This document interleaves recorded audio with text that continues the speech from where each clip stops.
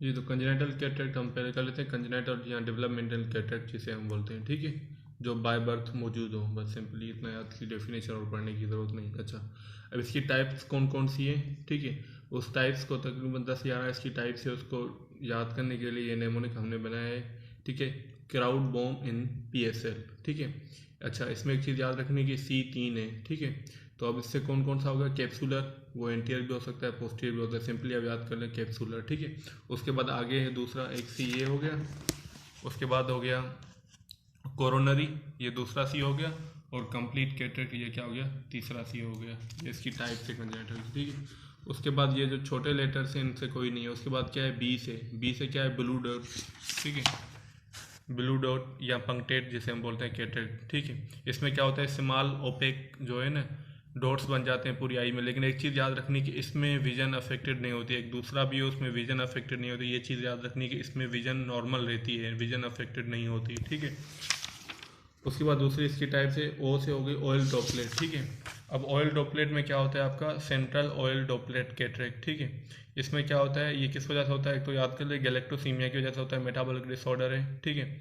अच्छा, एंड उसके बाद क्या होता है, इसमें nucleus and deep cortex are opacified. अगर मैं लेंस बनाऊँ ऐसे, ठीक है, तो इसमें क्या हो रहा है, न्यूक्लियस एंड डीप कॉर्टेक्स, ये इसका क्या हो गया, न्यूक्लियस, इसकी ओपेसिफिकेशन हो जाए। और डीप कॉर्टेक्स मीन्स जो ये सबसे इनर वाला पार्ट है ना, ये पूरा कॉर्टेक्स है, कॉर्टेक्स का सबसे डीप पार्ट, ये इनर वाला पार्ट, ये भी क्या हो जाए, साथ में ओपेक हो जाए। तो ये हमारा कौन सा हो जाएगा, oil droplet, central oil droplet cataract, ठीक है। उसके बाद दूसरा आपके पास कौन सा आ जाएगा, क्राउड से भी हो गए, सी से 3 हो गए, बी से भी हो गया, और ऑयल ड्रॉपलेट भी हो गया, ठीक है। उसके बाद क्या है, एम से क्या है, मेम्ब्रेनस कैटरेक्ट। अगर लेंस मटेरियल की एब्जॉर्प्शन वगैरह हो जाए, when the lens material is partially और कंप्लीटली एब्जॉर्ब, लेंस का बीच का मैटर जो है वो एब्जॉर्ब हो जाए और पीछे सिर्फ एक मेम्ब्रेन रह जाए और उसकी ओपेसिफिकेशन हो जाए, तो उसे हम क्या बोलते हैं, मेम्ब्रेनस कैटरेक्ट बोलते हैं, ठीक है। उसके बाद हमारे पास कौन सा हो गया, आई से कुछ नहीं है, फिर एन से, ठीक है। एन से क्या हो गया, न्यूक्लियर कैटरेक्ट, ठीक है, न्यूक्लियस का कैटरेक्ट। और फिर पी से हो गया पोलर कैटरेक्ट, ये मैंने आपको पहले बताया, centre part of the capsule में जो हो रहा था। उसके बाद क्या हो गया, एस से क्या हो गया, सूचरल कैटरेक्ट। वाई सूचर्स होते हैं, ये डेवलपमेंट के वक्त बनते हैं, तो उनमें अगर हो जाए, सिंपली इतना याद रख लें, उसे हम क्या बोलते हैं, सूचरल कैटरेक्ट। उसके बाद क्या होता है, एल, जिसे हम लेमिलर कैटरेक्ट, इसका मतलब है लेमिलर, या जिसे हम जोनल कॉर्टेक्स, जो मैंने बताया ना कि किसी फाइबर में या किसी एक लेमिला वगैरह में हो तो उसमें हो, ठीक है। अच्छा, एक चीज़ याद रखनी कि it is the most common type of cataract presenting with visual impairment के साथ, अगर जिसमें मतलब विजन डिस्टर्ब होगी, नज़र कमज़ोर होगी, उसमें सबसे मोस्ट कॉमन क्या है, लेमिलर या जोनल कैटरेक्ट है, ठीक है।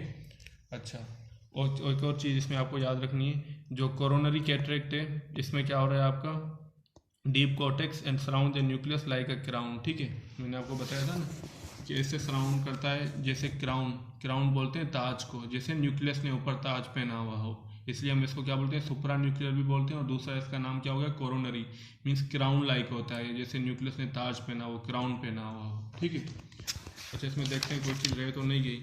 ये हो गया कैप्सुलर, मैंने आपको बता दिया, पोलर एंटीरियर और पोस्टीरियर भी हो सकता है, कैप्सुलर भी एंटीरियर और पोस्टीरियर। सूचल क्या हो गया, वाई सूचल, न्यूक्लियर कैटरेक्ट जो न्यूक्लियस में हो, ठीक है। ये न्यूक्लियर कैटरेक्ट की तस्वीर भी है, देखिए न्यूक्लियस में हो रहा है, central part of the lens में हो रहा है।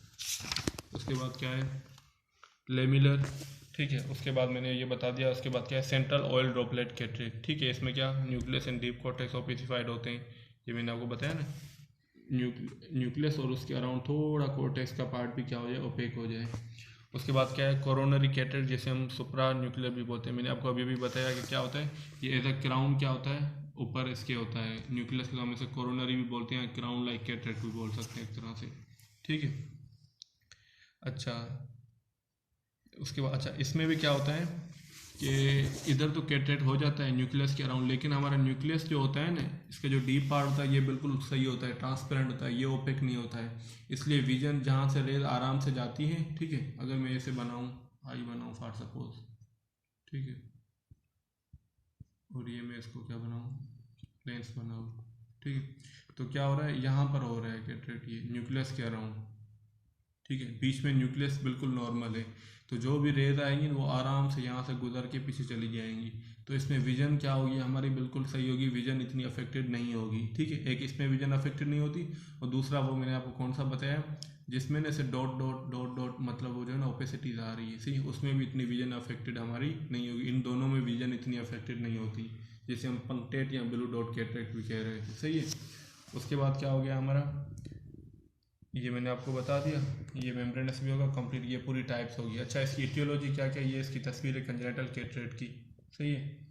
अच्छा, लेमिलर कैसे होता है, लेमिलर ऐसे समझ लें कि ये एक लेंस है, ये न्यूक्लियस है, ठीक है।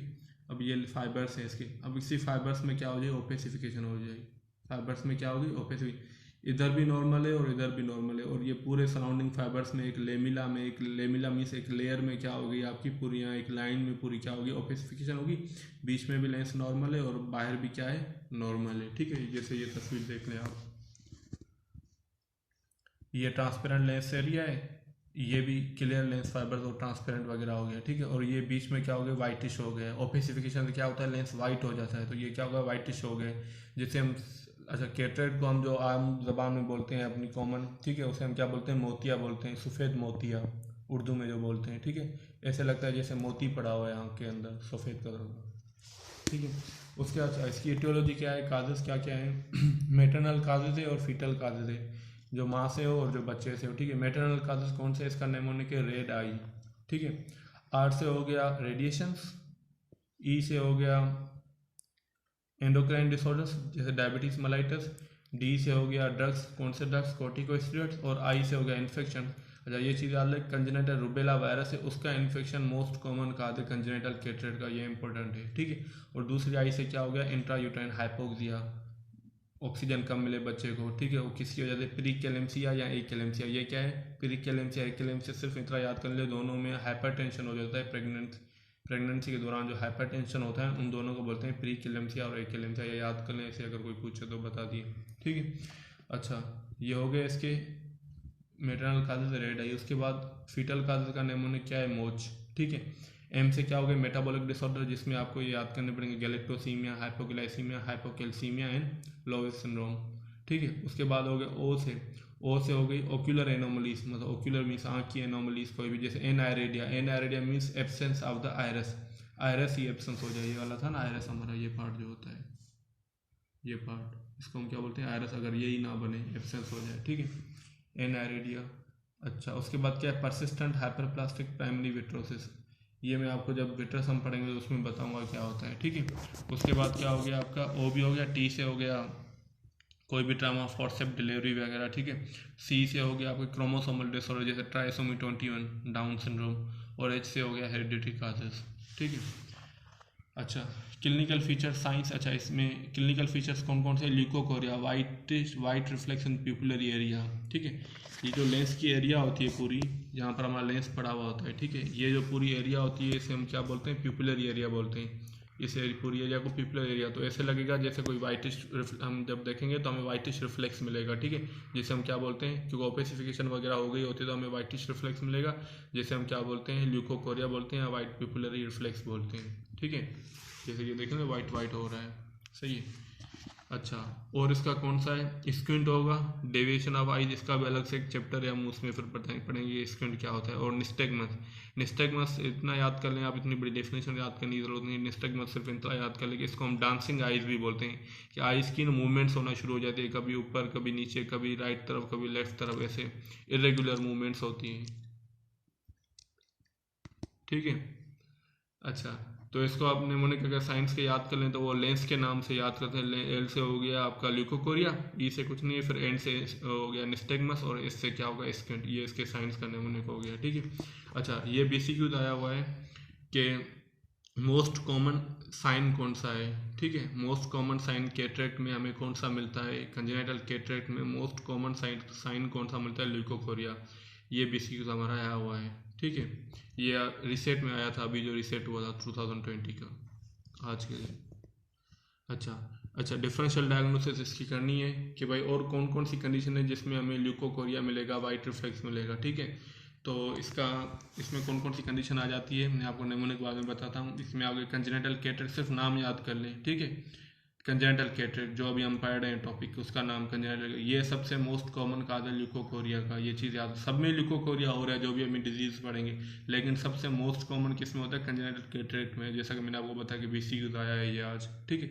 अच्छा, इसका नेमोनिक आप ऐसे याद कर लें, कार्ट केयर, कार्ट ठेले को बोलते हैं, केयर मीन्स देखभाल करना, ठेले की देखभाल करना, ठीक है।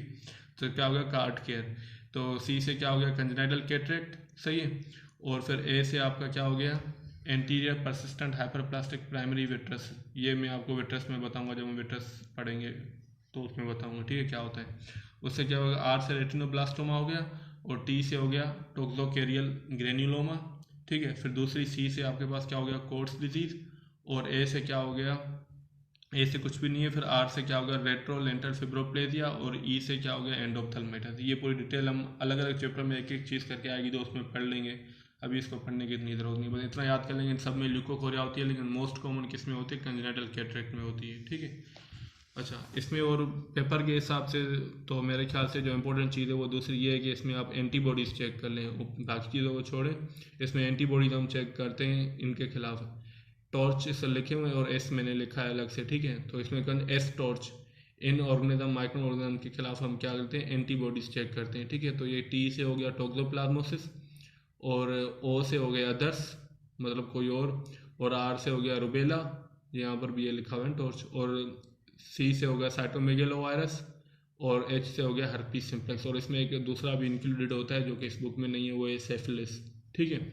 अच्छा, इसकी ट्रीटमेंट क्या है? इसकी ट्रीटमेंट अब लेंस एस्पिरेशन है, हम लेंस को क्या देते हैं? बाहर निकाल देते हैं, ये BCQ आया हुआ है पास्ट में। और दूसरा हम इंट्रा, फिर उसमें क्या लगाते हैं? लेंस को पूरा निकाल देते हैं, और उसके बाद हम क्या लगा देते हैं? लेंस की जगह पे दूसरा एक लेंस लगा देते हैं, IOL means intra ocular lens, ठीक है। तो ये हम पोस्टीरियर चेंबर में लगा देते हैं, कि हमारा नॉर्मल लेंस भी क्या होता है? पोस्टीरियर चेंबर में पड़ा होता है, तो वहाँ से हम लेंस को निकाल के एक नया लेंस लगा देते हैं, ठीक है। अच्छा, इनका जो पूरा प्रोसेस है ट्रीटमेंट का या सर्जरी का जो पूरा प्रोसेस है, ये अगर मैं देखूंगा पास्ट में पेपर में BCQs या कोई सवाल इससे आए हुए होंगे तो फिर इसके मैं अलग क्लिप बना दूंगा, अगर नहीं आए हुए तो बस, या फिर जो चीज़ें मैंने अंडरलाइन नहीं की अगर उसमें तो कोई BCQs मुझे मिले तो मैं आपको फिर बता दूंगा, क्योंकि हम पेपर के हिसाब से बस पढ़ रहे हैं अभी। अच्छा, उसके बाद क्या हो गया? Acquired cataract.